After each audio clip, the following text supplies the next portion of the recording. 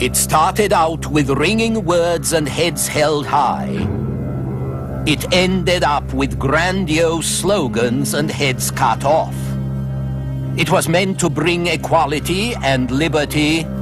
Instead, it brought dictatorship and the new hierarchy of a great, powerful empire. The French Revolution, this time on the Western tradition.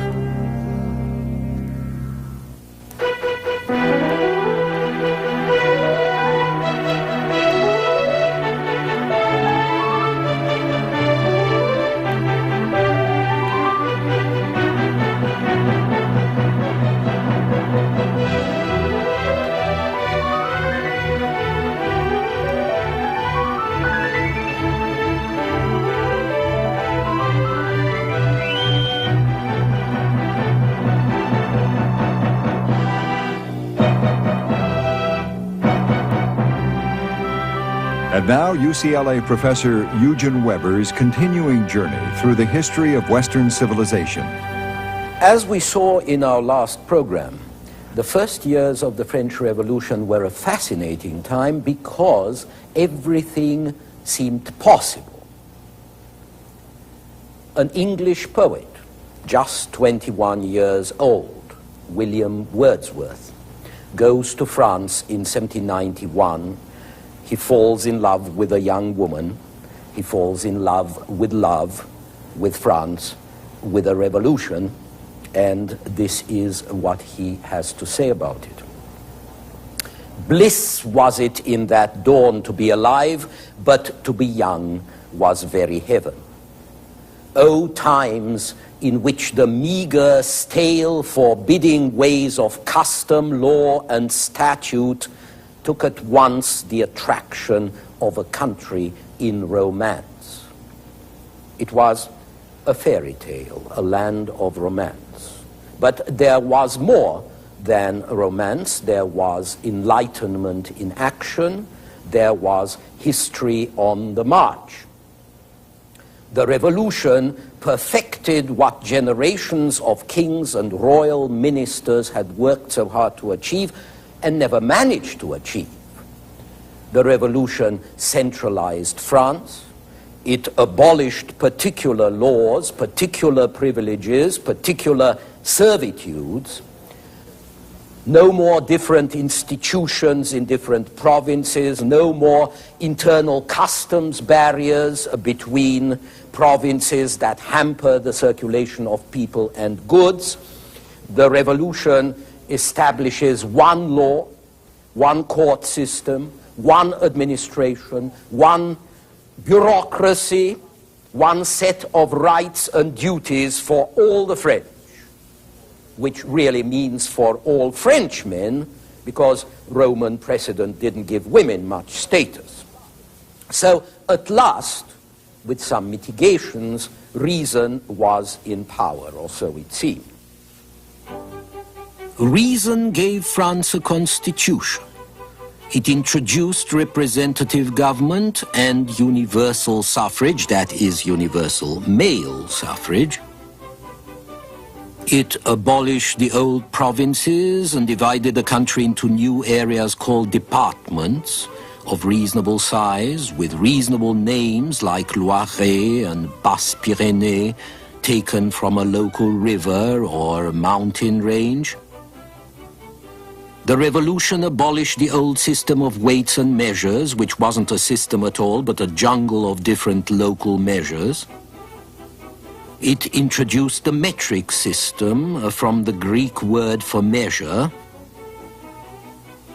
It created a new calendar with new months with wonderful names like Floréal and Thermidor and Fructidor, evocative of nature and of productive activities.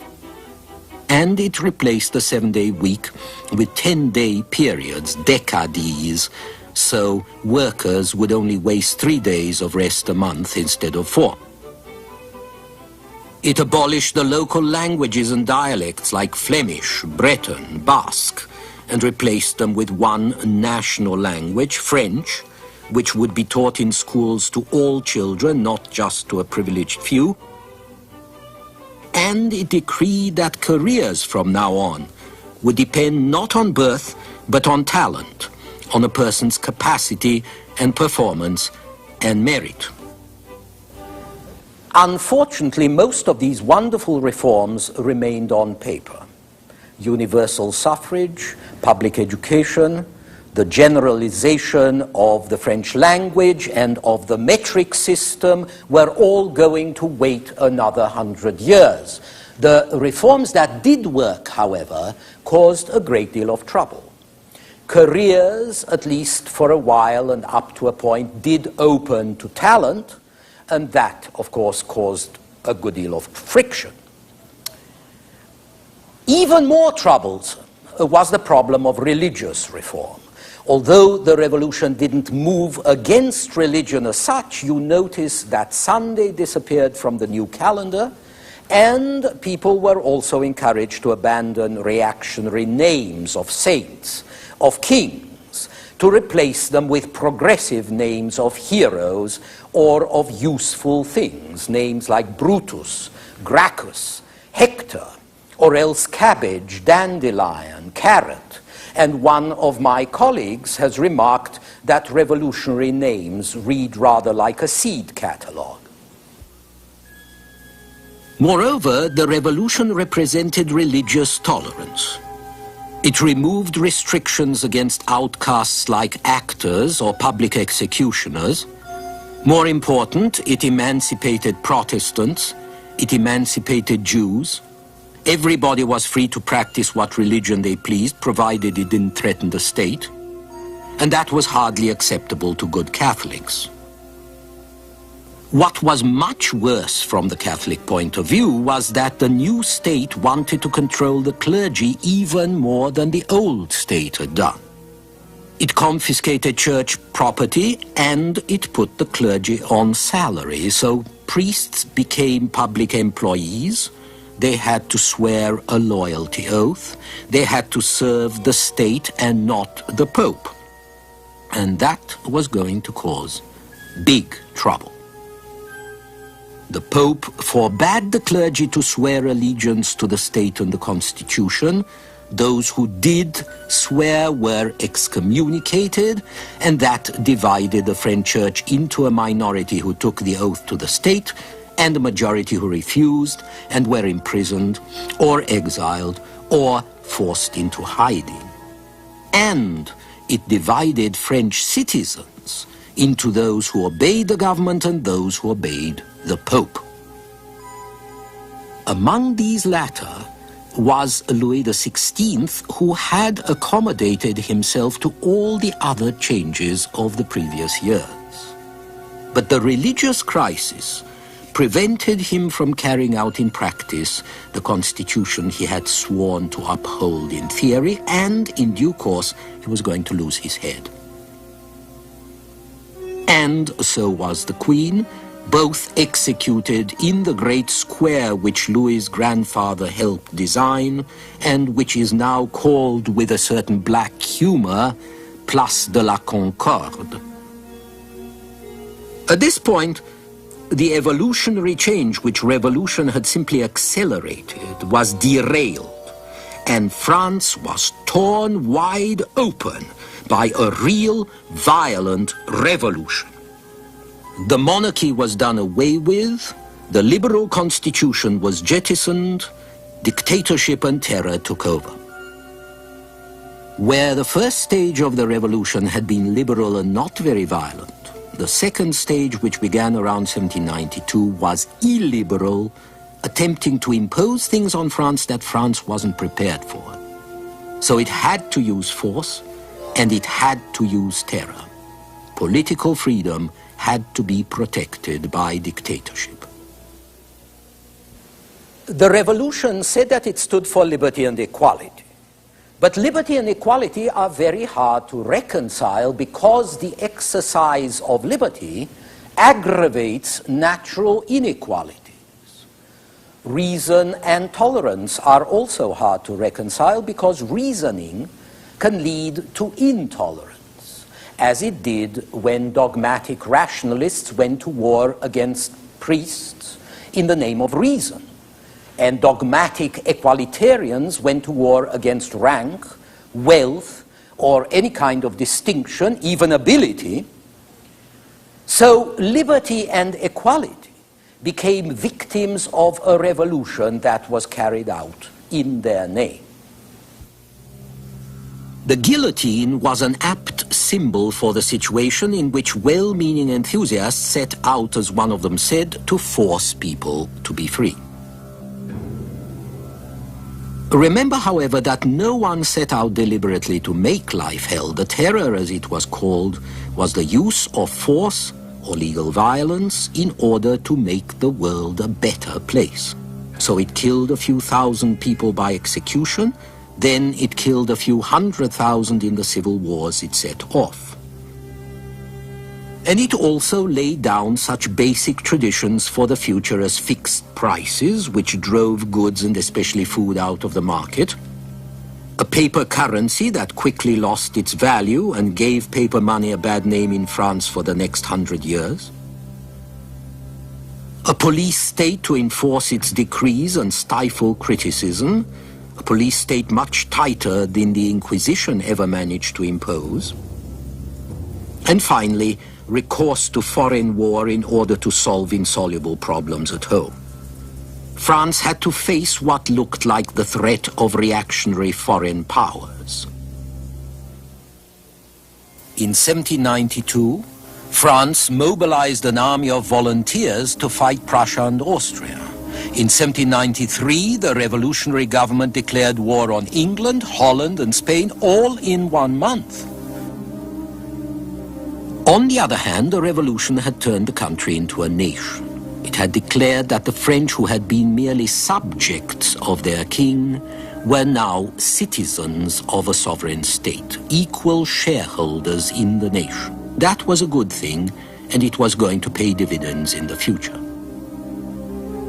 It meant that the sovereignty of the people was much more powerful and much more encroaching than the sovereignty of the king had ever been.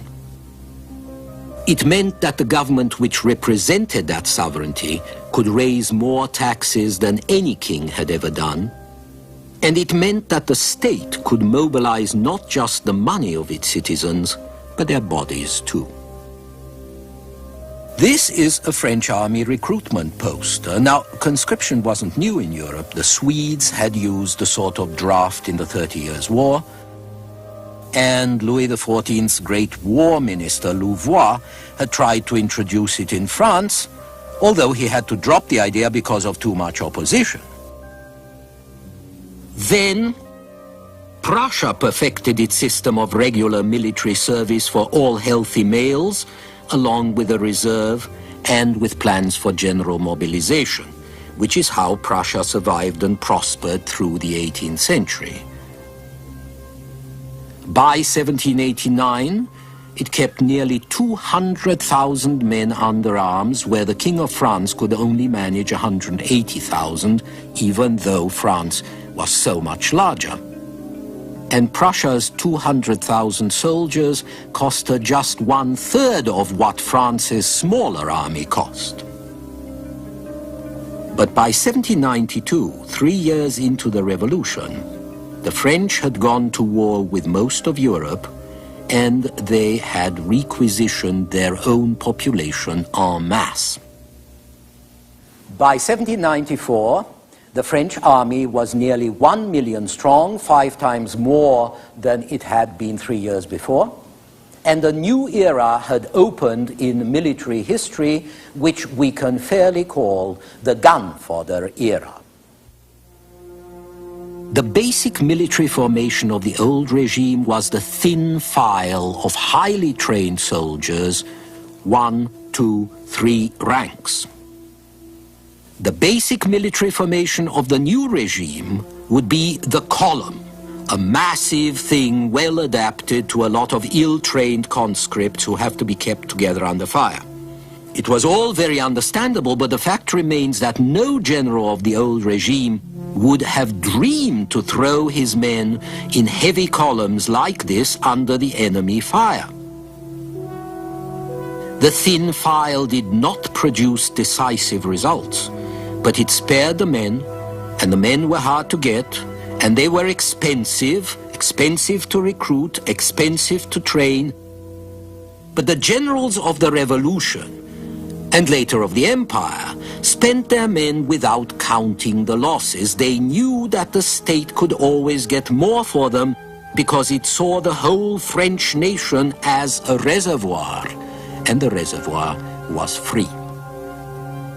It's possible that the large-scale massacres which followed were connected with a revival of the idea of total war, an idea that the 18th century had forgotten. The difficulties of 1793 brought about not only the mobilization of men, but also, as you've heard, the mobilization of civilians of all ages and sexes, and the attempt to control national resources in a way that had never been seen before. The difference between the total war which the French invented rather casually in the 1790s and the total war which we dread today in the 1980s, though it's very great, is only a matter of degree. And once again, we are faced with this curious paradox that something which started so hopefully and with such excellent intentions as the French Revolution did should produce such extraordinary and terrifying results. The victories of revolutionary generals, for example, were facilitated by the fact that they abandoned all the accepted rules and inhibitions and conventions of warfare as warfare had been conceived in the 18th century. And that made warfare much, much worse. The destructive wars of the 17th century had led to the devising of a system of limited warfare in the 18th century, formalizing the conduct of war, limiting its destructiveness both for soldiers and for civilians. But the French generals now abandoned this. First, because of necessity. They were fighting everybody at once and they didn't have time for niceties.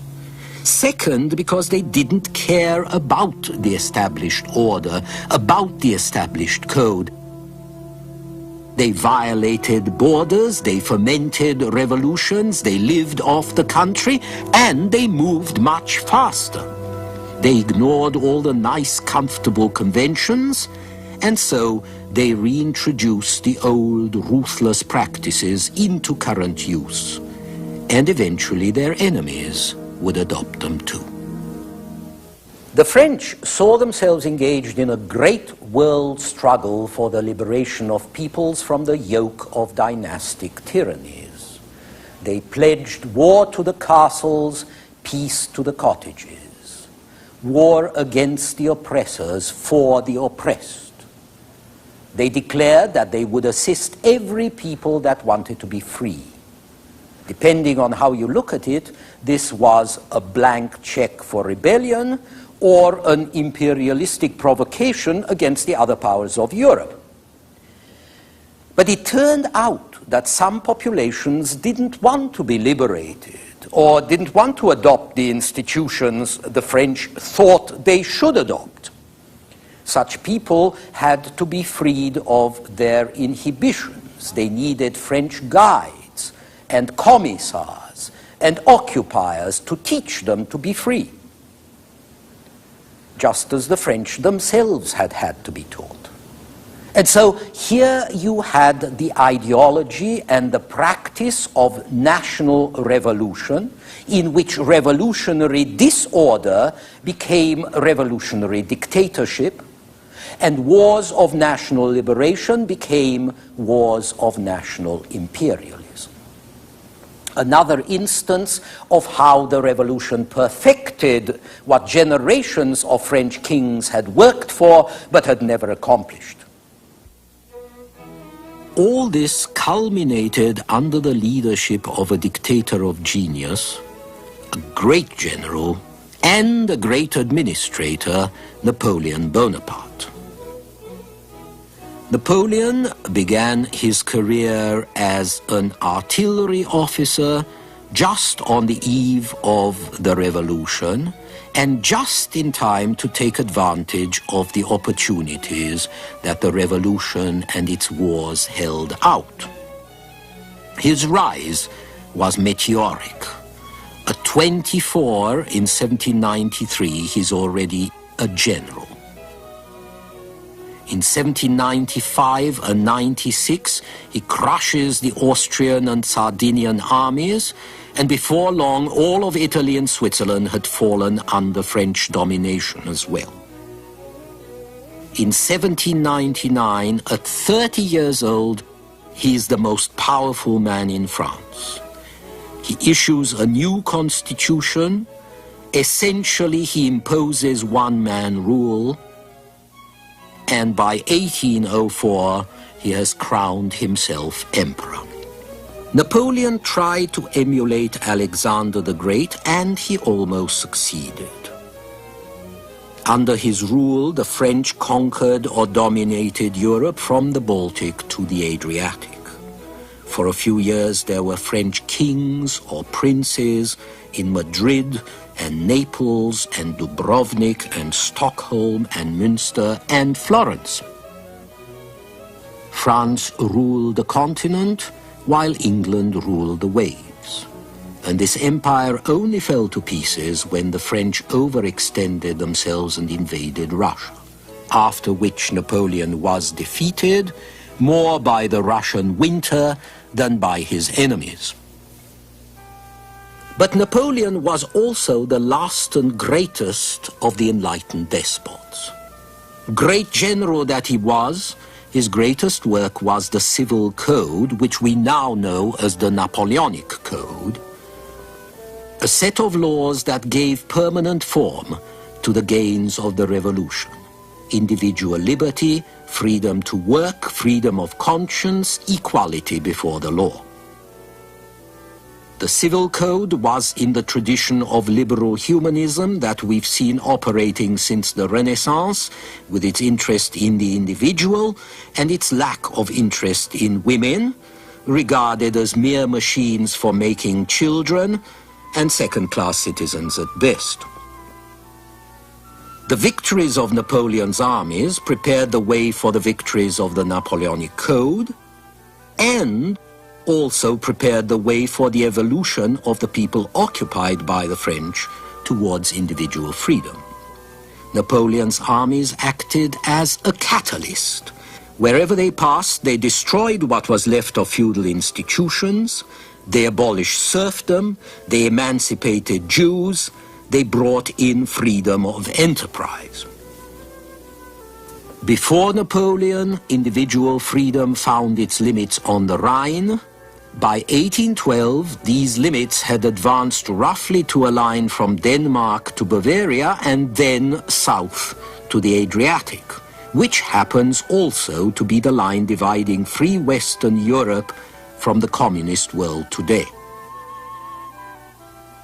But having freed these people from their old regime, having fed them on liberal ideas, having taught them to think in these new French ways, Napoleon produced a result he had not intended. He gave them the idea of national sovereignty and national self-determination. The idea that if they were free as individuals under the law, they should also be politically free, under a state which they chose themselves, not one imposed by the French. In spite of himself, the conqueror became the instrument of a political liberation and a political liberalism he had not intended to bring. The wars to bring fraternal aid brought occupation, but it's obvious that neither the revolution nor its wars, with the tons of human flesh they wasted, that none of these were quite in vain. They propagated the modern idea of national sovereignty. They proclaimed that all men have rights. Women, unfortunately, took a bit longer, and in France, the home of the Napoleonic Code, very much longer indeed. They prepared the way for lower classes to enter political life. They suggested totalitarian methods and ideas that the 20th century was going to copy with enthusiasm. And they set out an agenda that we are still working out today. In our next program, we shall look at another very different kind of revolution that also changed the world, the Industrial Revolution. Until then.